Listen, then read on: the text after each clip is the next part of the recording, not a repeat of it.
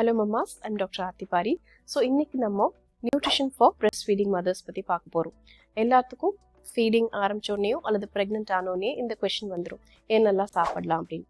So இப்போது உங்களோட milk சப்ளையை அதிகப்படுத்துறதுக்கு என்னெல்லாம் நீங்கள் சாப்பிடலாம் அப்படின்றத பார்க்க போகிறோம். ஆக்சுவலாக என்னெல்லாம் சாப்பிடலாம்? எல்லாமே சாப்பிடலாம். You need a well balance diet. Vegetarian food, non vegetarian food எது நீங்கள் ரெகுலராக எடுத்துக்கிறீங்களோ அது நீங்கள் ஃபாலோ பண்ணலாம். You need calcium, iron, vitamin D, vitamin B, proteins எல்லாமே தேவைப்படுது. ஸோ இதெல்லாம் இருக்கிற ஃபுட் அப்படின்னு பார்த்தீங்கன்னா கால்சியம்க்கு of course dairy products, milk, butter milk, paneer இதெல்லாம் சேர்த்துலாம். க்ரீன் லீஃபி வெஜிடபிள்ஸ், கீரை வகைகள் எல்லாம் சேர்த்திக்கோங்க. சமைச்ச காய்கறிகள், பழங்கள், ஜூஸ் குடிக்கணும்னு அவசியம் இல்லை, பழமாகவே சாப்பிடலாம்.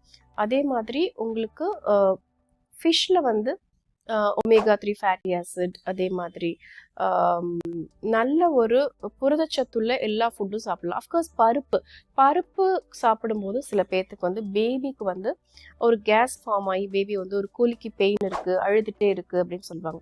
ஸோ இது பருப்பு அந்த மாதிரி நீங்கள் சென்சிட்டிவாக தெரிஞ்சதுன்னா யூ நீட் டு அந்த ஃபுட்டை வந்து நீங்கள் கம்மி பண்ண வேண்டியிருக்கும். பட் அது இல்லாமல் நார்மலாக பேபி ஃபீட் பண்ணும்போது நிறைய ஏர் ஸ்வாலோ பண்ணுறதுனால கூட அதிகமான கேஸ் இருக்கலாம். ஸோ இதுக்கு ஒரே ஒரு டிப் நான் என்ன சொல்கிறேன் அப்படின்னா, நீங்கள் ஒரு சைட் பிரெஸ்ட் ஃபீட் பண்ணதுக்கப்புறம் பேபியை நல்ல தோலில் வயிறு அமுங்குற மாதிரி போட்டு நல்லா தட்டி கொடுத்தீங்கன்னா பர்ப் பண்ணும். அதுக்கப்புறம் நீங்கள் அடுத்த சைட் ஃபீட் பண்ணலாம். அதே மாதிரி நீங்கள் எவ்ரி டைம் ஃபீட் பண்ண உடனே பேபிக்கு பர்ப் பண்ணுறது ரொம்ப அவசியம்.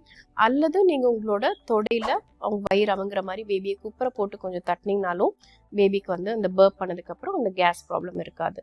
அது மட்டும் இல்லாமல் நீங்கள் நல்லா ஹைட்ரேட் பண்ணிக்கணும். நான் ஏற்கனவே சொன்ன மாதிரி ஹைட்ரேஷன் ரொம்ப முக்கியம், நல்ல ஸ்லீப் முக்கியம், நல்ல ஒரு காமான மைண்ட் முக்கியம். இதெல்லாம் இருந்ததுன்னா டெஃபினட்டாக உங்களோட நியூட்ரிஷன் உங்களோட பேபிக்கு நல்ல பிரெஸ்ட் மில்க் கொடுக்க ஹெல்ப் பண்ணும்.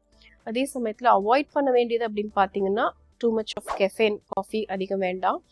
ஆல்கஹால், ஸ்மோக்கிங் இதை கண்டிப்பாக அவாய்ட் பண்ணணும். ஸோ இந்த வீடியோ உங்களுக்கு யூஸ்ஃபுல்லாக இருந்ததுன்னா share to your dear once and stay tune for more. Thank you.